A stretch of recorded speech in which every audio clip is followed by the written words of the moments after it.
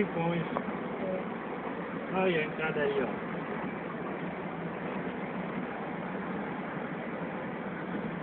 Uma areinha dessa é um perigo.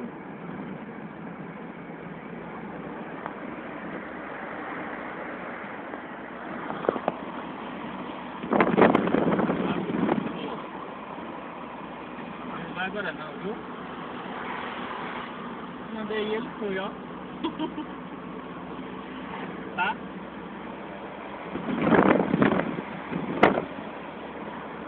Muitas pessoas falam que lá em cima, como é que tu construiu um negócio, ou construir de cima para baixo, hein? Ali, em cima ali, ó. Ali está um construimento de cima para baixo. Tá? Só que não é construir aqui, o que é isso aqui embaixo? Aeroporto direto.